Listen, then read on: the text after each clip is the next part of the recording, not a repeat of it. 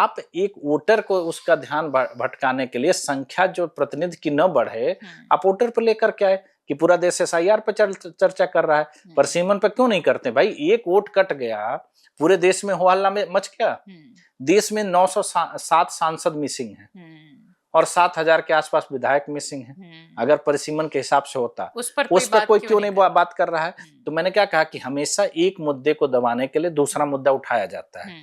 अप्रैल में परिसीमन होना है और अप्रैल तक आप देखिएगा कि SIR का ही मुद्दा चलेगा, क्योंकि आप दूसरी चीज पे चर्चा नहीं करिए। और यही एक मुद्दा इस देश में, कोई ऐसा मुद्दा आपने नहीं देखा होगा कि जिसमें हर व्यक्ति की सहमति हो।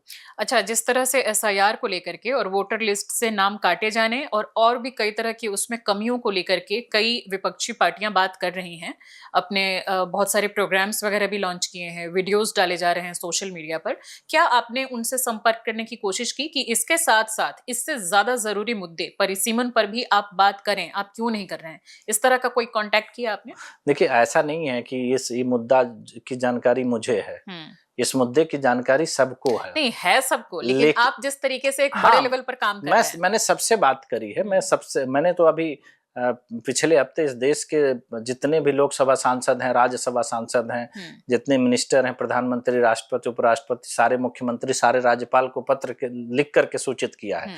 लेकिन सवाल ये होता है कि जागता हुआ आदमी जो होता है वो कभी नहीं जगता है, सोता हुआ आदमी जगता है। 130 लेटर्स लगभग आपने लिखे हैं? लगभग 900 जितने लोकसभा राज्यसभा सांसद हैं, जितने आपके मिनिस्टर हैं, सारे प्रदेशों के मुख्यमंत्री को, सारे प्रदेशों के जितने संवैधानिक पद पर जो भी व्यक्ति है, मैंने सबको लिखा है। लगभग 900 पत्र लिखे हैं हमने और वो लगभग सबको पहुंच भी चुके हैं। लेकिन सवाल हमेशा यही उठता है कि ऐसा नहीं है कि इस चीज को लोग नहीं जानते। जिस लोगों ने इस पर रोक लगाई है उनको तो पता है ना कि उन्होंने रोक क्यों लगाई है। सवाल हमेशा यही रिवर्स करता है कि जिन लोगों का नुकसान हो रहा है वो लोग क्यों नहीं बोल रहे हैं। और इसकी सिर्फ और सिर्फ यही वजह है कि उनको राजनीतिक फायदा हो रहा है और इस मुद्दे को इस तरीके से गौड़ किया जा रहा है कि जिसपे आप चर्चा भी ना करें।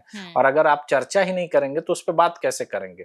आप अपने अधिकारों को ही नहीं, आप रोजगार की बात करते हैं कि महंगाई की बात करते हैं, तो भाई रोजगार और महंगाई की बात तो आप तब करिए ना जब आप अपने संसद, अपने अधिकारों को तो सुरक्षित कर ले।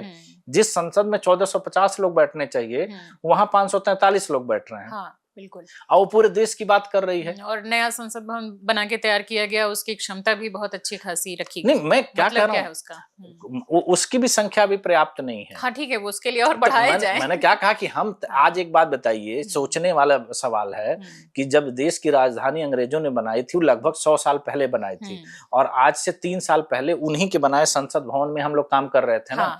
तो उनका विजन आज के 100 साल आगे तक का संसद को लेकर के था ना। हमारा विजन कहाँ है? हम आज संसद जो भवन बनाए हैं उसमें क्षमता कितनी है? हमारे पास 1450 सांसद होने चाहिए। जो आंकड़े के अनुसार मैं बता रहा हूँ 1450 सांसद होने चाहिए। 1450 लोकसभा सांसदों की बैठने की क्षमता ही नहीं है।